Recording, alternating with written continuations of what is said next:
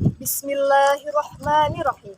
Assalamualaikum warahmatullahi wabarakatuh. Alhamdulillah. Alhamdulillahi rabbil alamin. Wabihi nasta'in ala umurid dunya waddin.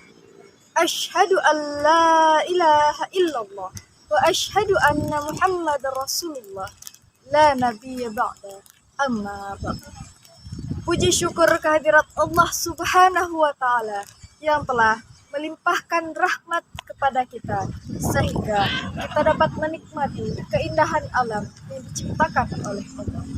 Seterusnya, salawat beserta salam tidak bosan-bosannya kita hadiahkan kepada baginda junjungan umat yang berkitaukan Habibullah, imam di waktu salat, panglima di waktu perang, yang berjaya mengangkat kalimat tauhid la ilaha illallah di muka bumi ini. Beliaulah Nabi kita, Rasul kita, Muhammad Sallallahu Alaihi Wasallam. Yang terhormat, Ibu dasar pengampu mata kuliah retorika, seterusnya teman-teman penonton yang saya banggakan. Ada pertanyaan yang ingin saya utarakan pada teman-teman semuanya. Apa tujuan teman-teman datang ke kampus UIN Imam Bonjol Padang?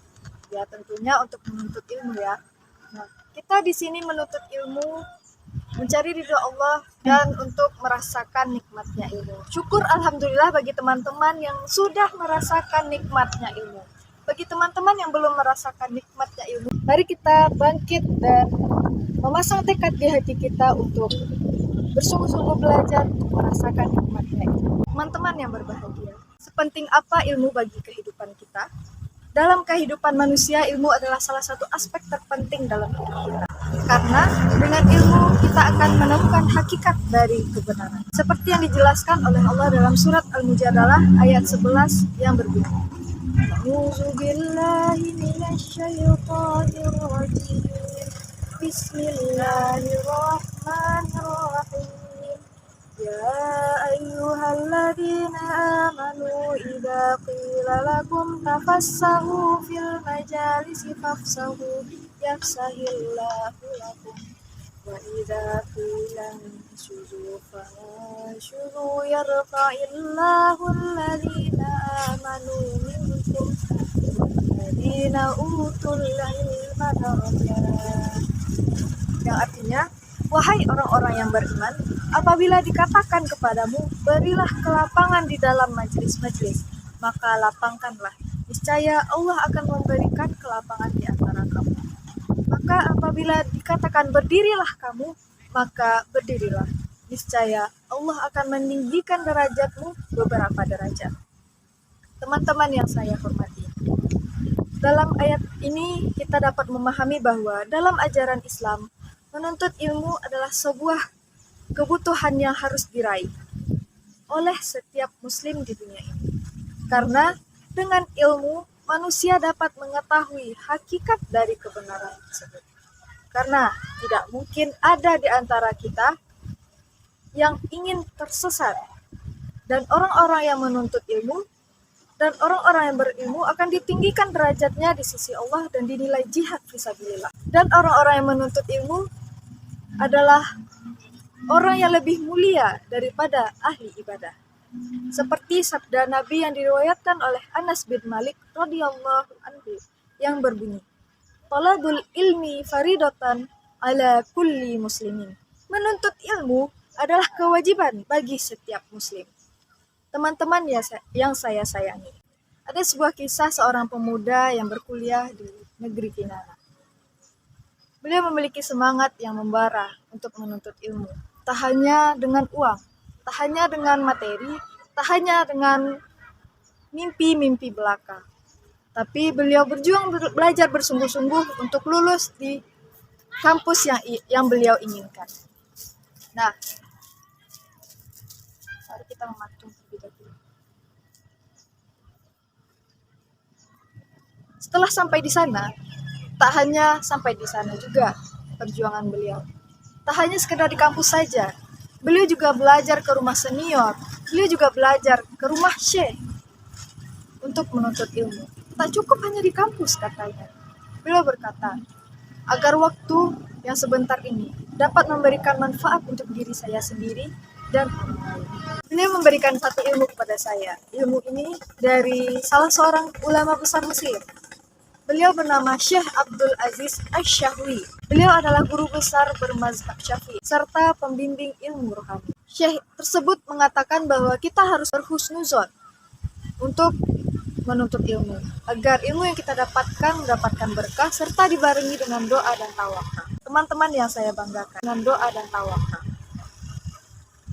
Teman-teman yang saya banggakan. Lalu bagaimana dengan kita? Apakah kita sudah memiliki kesadaran di dalam hati kita? Apakah kita sudah memiliki semangat di dalam hati kita? Masih banyak di antara kita yang malas belajar, yang masih berleha-leha dalam menuntut ilmu. Bahkan kalau orang sekarang bilang bermager-mager ria, rebahan di kamar, di kos, main HP, scroll TikTok, dan segala macam. Bahkan parahnya lagi, ada di antara kita yang rela membohongi dosen-dosen.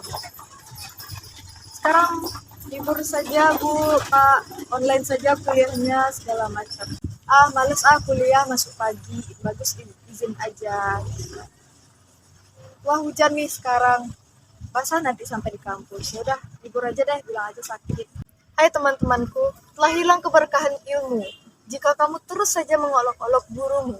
Tidakkah kamu tega melihat orang tuamu di rumah panas-panasan dari pagi hingga petang di sawah?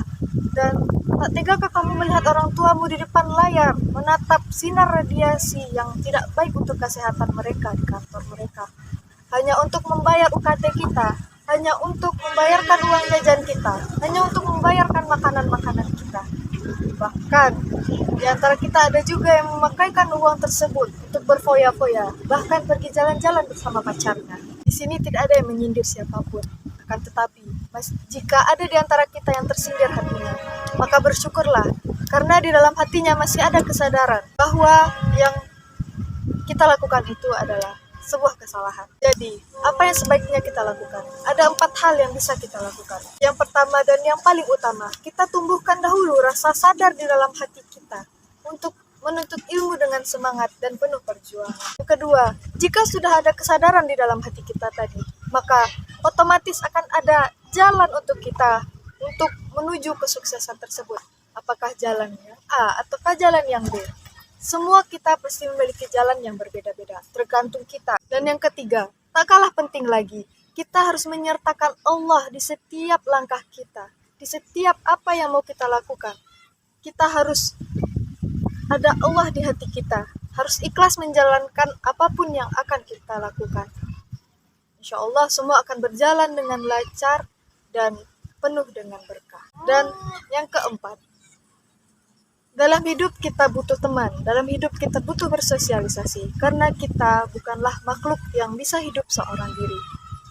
Carilah teman yang dapat memotivasi kita, atau carilah guru yang dapat membimbing kita dengan baik, agar kita terus berada di jalan yang lurus, dan kita dapat menjadi lebih baik ke depannya. Dengan teman yang baik yang dapat memotivasi kita, dan kita harus mencari guru yang berkompeten yang dapat membimbing kita, karena afatul ilmi nisyani wa idoatuhu antuhaddisa bihi ghaira ahlihi. Penyakit ilmu itu adalah lupa, maka binasalah ilmu jika yang mengajarinya bukanlah ahli. Teman-teman yang berbahagia, semoga apa yang saya sampaikan sekarang ini dapat bermanfaat bagi teman-teman dan untuk diri saya sendiri. Karena apa yang kita bicarakan saat sekarang ini sangat relate dengan kehidupan kita pada saat ini.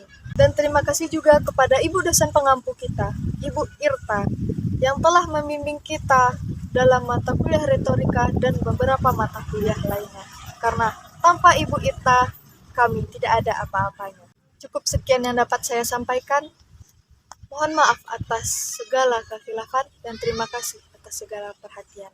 Syukran kasiran alal wakti, uktimamikum wa kululakum. Wassalamualaikum warahmatullahi wabarakatuh.